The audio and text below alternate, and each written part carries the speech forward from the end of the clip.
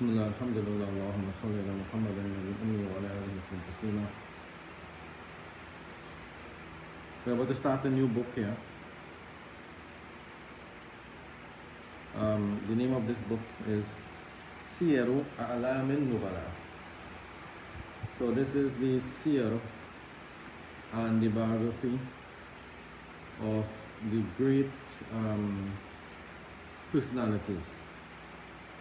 So here we would speak about personalities like the Muhaddithin, personalities like the Fuqaha. So this is what this book is about, inshallah ta'ala. Today is the first day that we're going to use this book, inshallah ta'ala.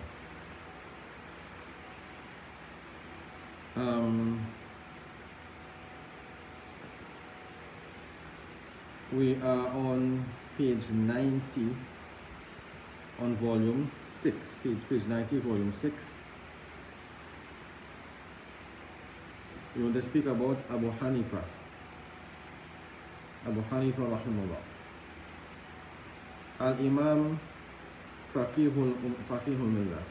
He is the Imam and he is Faqihul Millah, the Faqih. Faqih means the jurist, the person or the main person responsible for putting together the usuls or the standards of fiqh that we follow. So when the madahib were being evolved and developed, you would have some scholars being called the fuqaha or ahlul rai, the jurists or the people of opinion, and these were like Abu Hanifa rahimahullah ta'ala and a few others similar to him. And you would have the muhaddithin, for example Imam Ahmad bin Hanbal, Imam Malik rahimahullah ta'ala.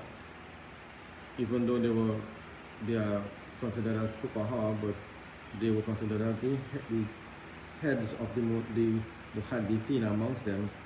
Imam Shafi rahimahullah was such a personality.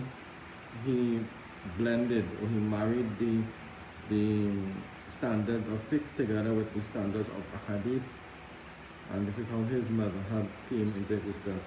So Imam Abu Hanifa was called the Faqihul Millah, the Faqih, was given that standard title of being the Faqih of the Millah. Alim al-Iraq, he was the Alim of Iraq. So there were many ulama in Iraq, but he set the precedence for being the Alim of Iraq. Abu Hanifa, his title was Abu Hanifa Nu'man bin Thabit. Nu'man bin Thabit al-Kufi, from the city of Kufa. Mawla banu Taymillah bin Tha'laba. He was, you could say, the freed slave, or from the family of the freed slaves of Banu Taym. He was innahu min abna al-Furs. He was Farisi and Persian in Asli. Persian in origin. ولد سنة 80 في حياة صغار الصحابة. He was born in the 80th year after Hijrah. So 80 years after Hijrah, he was born, and there was some of the Sahaba still around. You would say that you would call them the Sigar Sahaba, the Sahaba who were not like the highest levels, like the Ahlul Badr and Ahlul Uhud. You wouldn't find them around, but you found other Sahaba around. Now, of course, there were one or two of the senior Sahaba around. For example, Anas bin Malik. So he saw Anas bin Malik. He saw Anas bin Malik when Anas bin Malik came to them in Kufa. However, it is not recorded anywhere where Abu Hanifa rahimahullah had narrated any hadith from Sahaba, from any son of Sahaba. He also saw and he would have met Atta bin Abi Rabah, one of the greatest of the Tabi'in. وهو أكبر شيخ له. He was, you could say, one of the main ustads of Imam Abu Hanifa. وأفضلهم على ما قال. So from the narrations or from the records of Imam Abu Hanifa rahimahullah ta'ala, we will understand that one of his greatest ustads, if not his greatest ustad, was Atta bin Abi Rabah. So in another one of our lectures, inshallah, we will speak about Atta bin Abi Rabah. Now, we did mention a lot about him in Ramadan. Last Ramadan, we did mention a lot about him. He also narrated from Shu'bi and Ta'us bin Kaysan, great personality. We spoke about Ta'us, we spoke about Atta bin Abi Rabah. Walam Yasih. Now some people mentioned he didn't meet Ta'us, and some said yes, he met him. Allah knows best. We know whether he met him or he didn't meet him. Jabla bin Suhaim, he met Jabla bin Suhaim, Uday bin Thabit, Ikrama. So these are some of the ustads and the teachers of Imam Abu Hanifa rahimahullah ta'ala. So among them was Ikrama, one of the freed slaves, among the great Tabi'in, Amr bin Dinar, Nafi, the freed slave of Ibn Umar, Qatada, Qais bin Muslim. So the list goes on and on and on of the Asatidha of Imam Abu Hanifa rahimahullah ta'ala. I've just quoted only a few of them. So among them, for example, Hisham bin Urwa. Hisham, the son of Urwa bin Zubair, we have to also speak about him, inshallah ta'ala.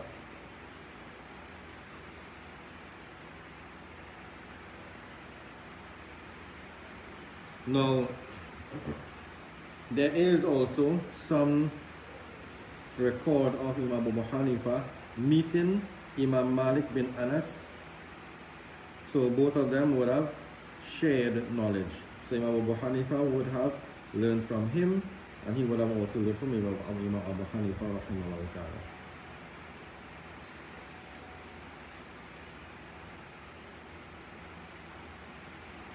وَأُنْيَ بِطَلَبِ الْآثَارِ وَرَتَحَلَ فِي ذَلِكَ. He had a thirst for seeking knowledge and seeking knowledge of ahadith. So of course over here we are told that he did have a thirst for seeking ahadith. وَرَتَحَلَ فِي ذَلِكَ, and he made many journeys in seeking ahadith.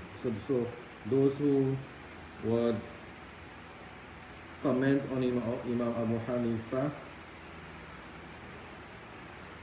that he didn't know any hadith, here we have it in Siyar A'lam Al-Nubala, a list of his teachers, and we also have some record of him learning hadith and making journeys to seek hadith. Right, so there is some journeys that Imam Abu Hanifa made to seek hadith. That's one. As for fiqh, وَالدَّقِيقِ فِي رَأْيِ وَغَوَامِسِهِ فَإِلَيْهِ الْمُنْتَهَى وَالنَّاسُ عَلَيْهِ عِيَالٌ فِي ذَلِكَ. Now, as for the field of fiqh, which was his strong point, and his in-depth knowledge of Rai, and him being able to go very deep into the core of Rai and analogy. Rai is, of course, analogy. Rai is using a person's akal and logic and the ability to join the lessons that you will get from a hadith and Quran and the fatwa of Sahaba, and the hadith you will get from Qiyas, the understanding you will get from Qiyas. So Rai is the ability to take apart the benefits from all different types of knowledge, or the root type of knowledge, and to come up with solutions to problems, right? So they mentioned for Ilahi al-Muntaha.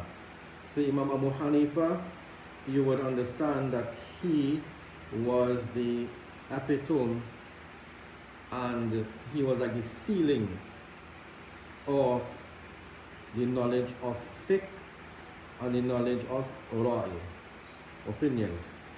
وَالنَّاسُ عَلَيْهِ إِيَانٌ فِي ذَلِكَ. And what the author of this book is saying, there are huge numbers of people who would support his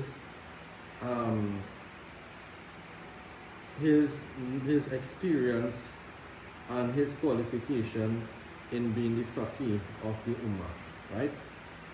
So there are a huge number of people. Many scholars, thousands or hundreds of thousands of scholars have been trained due to the usul of Imam Abu Hanifa.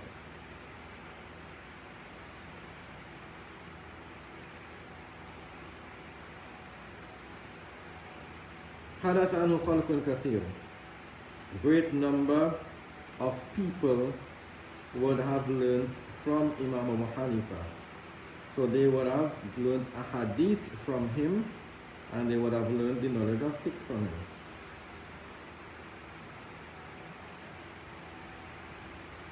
So the author of Siyar A'lam Al-Nubala says our Ustad Abu Hajjaj has recorded in his book Tahdhib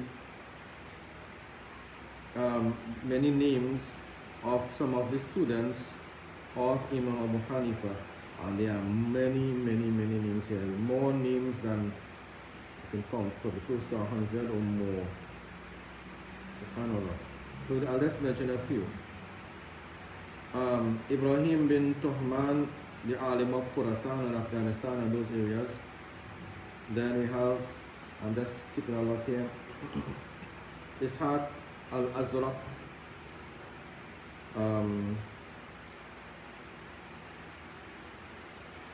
Hakam bin Salam, Abu Muti al-Hakam bin Abdullah, his son, the son of Imam Abu Hanifa, Hamad bin Abi Hanifa, Dawood al-Ta'i, important name, very important name.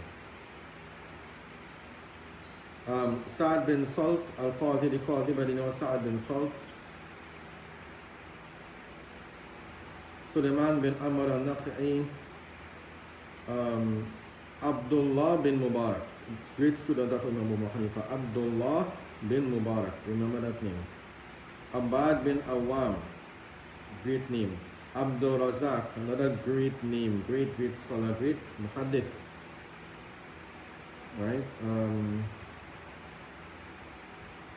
Abu Nu'aym, another muhaddith, great muhaddith. Muhammad bin Bishr, Muhammad bin Hassan al-Shaybani, one of the great students of Imam Abu Hanifa. Marwan bin Salim,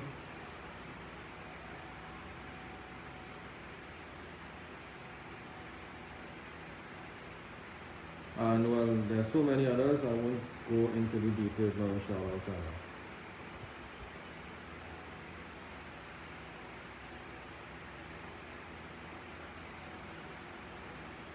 So they mentioned that Imam Abu Hanifa was actually a cloth tradesman in the marketplace. This was his trade. But of course, we heard about his scholarly traits just now.